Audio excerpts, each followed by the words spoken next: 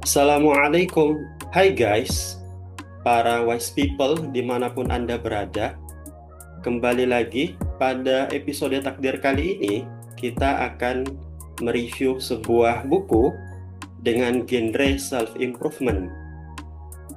Buku-buku dengan genre self-improvement bisa kita jadikan opsional bahan bacaan karena memang secara fungsional sangat fundamental untuk membantu kita dalam memperbaiki dan meningkatkan kualitas diri hingga mencapai potensi versi terbaik dari diri kita masing-masing. Jadi book lovers sekalian, buku self-improvement yang akan kita review adalah Mendaki Tangga Yang Salah atau Barking Up the Wrong Tree karya Eric Barker. Eric Barker adalah seorang penulis, pembicara, dan konsultan yang fokus terhadap pengembangan diri, produktivitas, dan konsultan karir asal Amerika Serikat. Buku ini adalah salah satu buku beliau yang bestseller dan tentu banyak sekali mengandung hal-hal fundamental yang dapat kita bisa jadikan bahan bacaan dan pegangan dalam memperbaiki diri dan mencapai karir yang gemilang. Pada bagian daftar isi buku ini terdapat 6 chapter, di mana pada chapter pertama berbicara mengenai kesuksesan, pada chapter kedua berbicara mengenai kebaikan, pada chapter ketiga berbicara mengenai cara atau strategi mencapai kemenangan. Chapter keempat berbicara mengenai networking. Chapter kelima berbicara mengenai self-confidence. Dan yang terakhir adalah mengenai work-life balance. Pada chapter pertama, intisari yang disampaikan oleh Eric Barker adalah cara kita untuk menentukan karir atau cara kita untuk menjadi sukses dengan dua langkah. Pertama, kita harus mengenali diri sendiri. Menurut Eric Barker, pertanyaan fundamental yang harusnya kita tanyakan kepada diri kita masing-masing adalah apa bakat bermanfaat yang senang kita lakukan. Jadi pada pertanyaan pertama ini mencoba mencari tahu apa sih sebenarnya passion yang kita miliki. Apakah kita sebenarnya jago dan kita menyenangi untuk melakukan olahraga tertentu seperti sepak bola, atau misalkan kita jago dan menyenangi melakukan hal tertentu di dunia game seperti bermain e-football. Semua hal tersebut menjadi tanda-tanda bahwa sebenarnya passion kita tidak jauh dalam konteks bidang yang senantiasa kita lakukan setiap hari dan kita sangat menyenangi hal tersebut. Setelah mengetahui bahwa passion kita dalam konteks apa, maka langkah kedua adalah memilih kolam yang tepat. Memilih kolam yang tepat ini maksudnya adalah memilih bidang atau tempat passion itu disalurkan. Kalau masih bersekolah, misalkan ingin masuk dalam sekolah kejuruan atau sekolah umum. Kalau ingin melanjutkan di perguruan tinggi, tentu konteksnya adalah dalam hal memilih jurusan. Kalau sudah fresh graduate, maka konteksnya adalah memilih tempat kerja di bidang apa. Sehingga ada sinkronisasi, ada linearitas antara passion yang kita miliki dengan bidang pekerjaan yang kita pilih. Menurut Eric Barker pula, yang perlu menjadi pertimbangan utama dalam memilih kolam yang tepat adalah kualitas orang-orang dalam satu tempat itu lebih diutamakan daripada kualitas tempat itu sendiri. Karena kalau yang kita utamakan adalah kualitas tempatnya, namun orang-orang di dalamnya tidak berdampak positif, maka tentu itu akan menghambat perkembangan karir yang kita miliki. Pada chapter kedua, intisari yang ingin disampaikan oleh Eric Barker adalah kebaikan selalu menang. Kadangkala kita mempunyai perspektif atau kita menemukan paradigma di dalam masyarakat bahwa orang-orang yang dulunya kita kenal memiliki perilaku buruk seperti suka membuli, tidak jujur, suka memukul, mencuri, dan lain sebagainya, ternyata lebih sukses, lebih berhasil daripada kita sendiri. Lalu kita yang sudah menganggap diri kita ini baik, senantiasa jujur, tegak lurus, ternyata sulit atau belum mencapai keberhasilan atau kesuksesan itu. Dalam dilema seperti itu, menurut Eric Barker, mindset yang harus kita punya adalah bersifat long term, bahwa kalau keburukan itu pada jangka pendek berbuah keberhasilan, maka hal tersebut tidak akan bersifat sustainable. Sedangkan kalau kita berbuat kebaikan, itu bersifat long term, yang pada akhirnya akan kita rasakan buah dari kebaikan tersebut. Dan kalau sudah berbuah, maka kita akan merasakannya sangat lama, bahkan tidak mengalami proses ending, kecuali misalkan kita telah tiada di dunia ini. Pada chapter ketiga, Eric Barker kemudian memberikan sebuah metode untuk meraih suatu kesuksesan yang disebut sebagai WOOP. Ada wish, outcome, obstacle, dan plan. Cara merealisasikan WOOP ini adalah, pertama, kita harus menetapkan suatu wish terlebih dahulu. Misalkan, sebagai seorang mahasiswa, kita ingin lulus tepat waktu, tidak lebih dari 4 tahun. Itu bisa menjadi suatu wish. Setelah ada wish, maka kita menetapkan outcome. Apa sih yang kita inginkan dari wish tersebut? Hasilnya seperti apa? Tadi mahasiswa wish-nya adalah ingin lulus tepat waktu. Dan outcome dari lulus tepat waktu itu bisa berubah, misalnya orang tua menjadi bangga, bisa langsung mendaftar beasiswa, bisa langsung mendaftar kerja, dan lain sebagainya. Jadi senantiasa ada outcome yang mengikuti dari suatu wish yang kita tetapkan. Setelah ada wish dan outcome, maka tahap ketiga adalah kita harus mencari tahu apa obstacle atau hambatan yang kita miliki. Misalkan tadi, kalau wish-nya adalah ingin lulus tepat waktu, bisa saja obstacle-nya adalah kita misalnya suka berbuat prokrastinasi, menunda-nunda, lalu punya manajemen waktu yang berantakan. Semua hal itu bisa menjadi obstacle. Setelah kita mengetahui obstacle-nya apa, maka langkah terakhir adalah kita membuat plan, membuat rencana untuk mengatasi obstacle tersebut dan mewujudkan wish yang kita inginkan.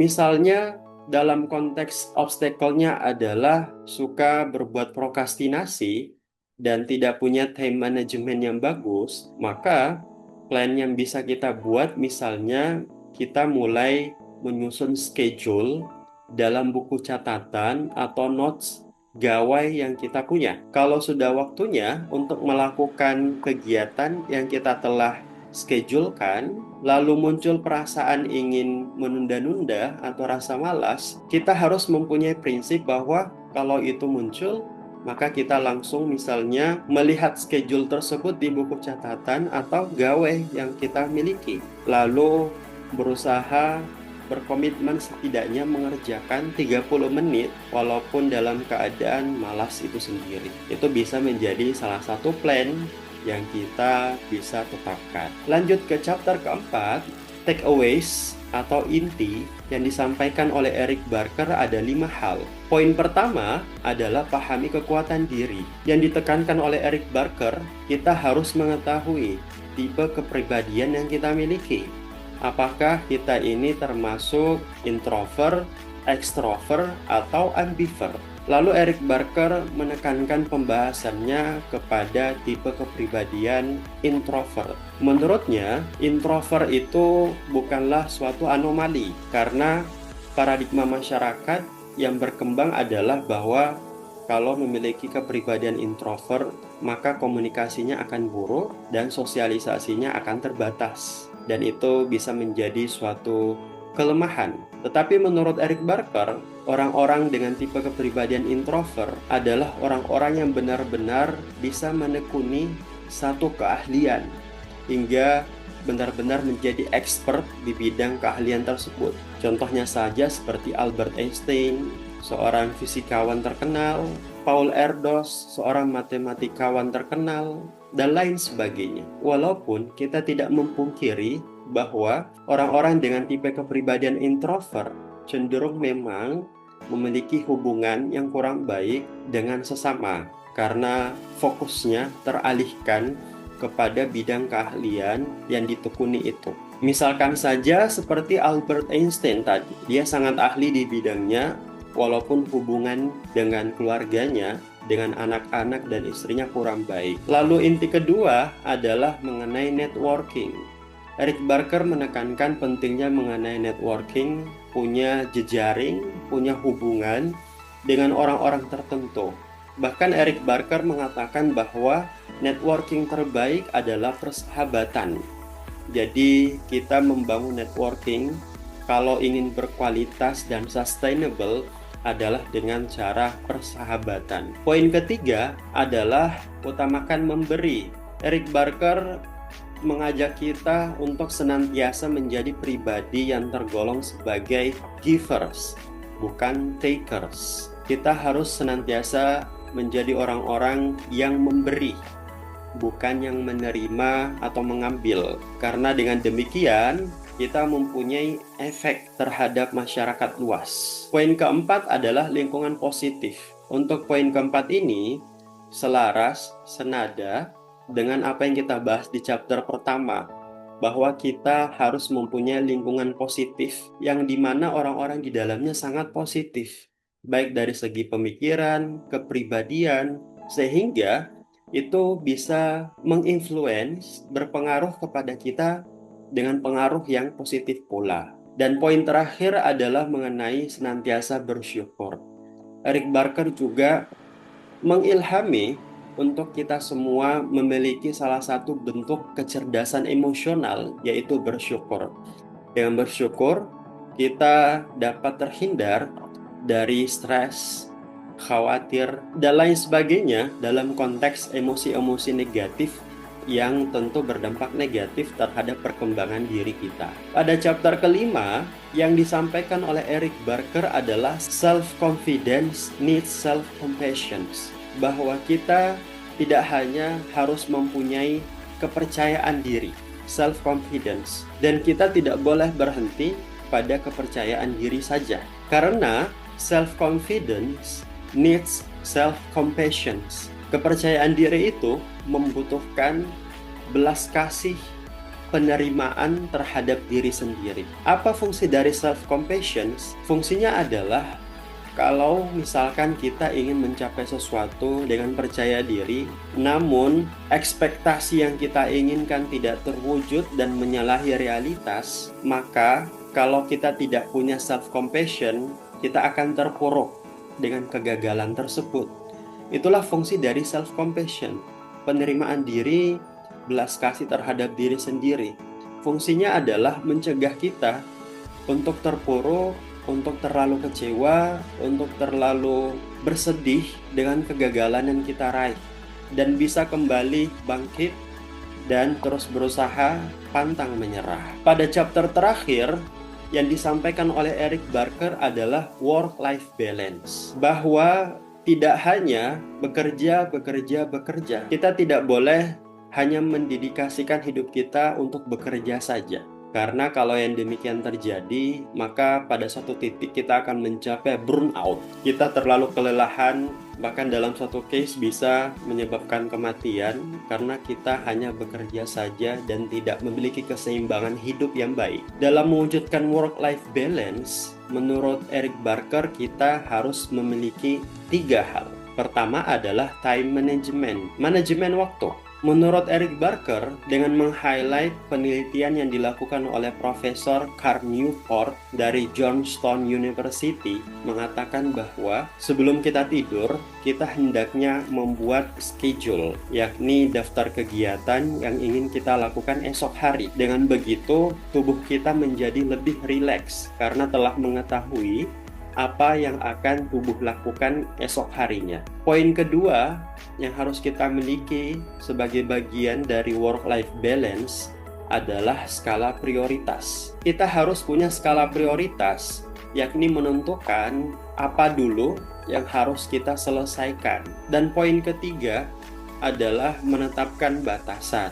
Batasan tersebut kita mengetahui bersama bahwa batasannya adalah kapan harus bekerja, kapan harus beristirahat, kapan harus berolahraga, dan lain sebagainya. Bahkan Eric Barker sampai meng-highlight penelitian yang dilakukan oleh Harvard School of Medicine yang mengatakan bahwa kalau kita kurang tidur minimal 7 jam dalam sehari, itu berpotensi menurunkan tingkat kecerdasan di otak, atau dalam bahasa lain membuat kita menjadi lebih bodoh. Secara komprehensif, itulah yang disampaikan oleh Eric Barker di dalam bukunya Mendaki Tangga yang Salah. Dan ada satu quotes yang disampaikan oleh Eric Barker yang menurut saya pribadi sangat impactful, yakni tidak semua yang dihadapi dapat diubah, namun tidak ada yang dapat diubah tanpa dihadapi.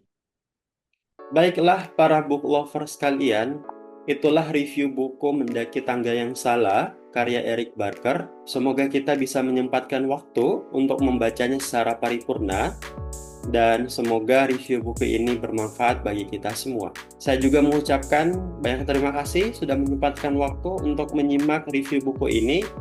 Semoga dalam keadaan sehat dan bahagia selalu. Sekian dan terima kasih, and see you next time. Bye-bye.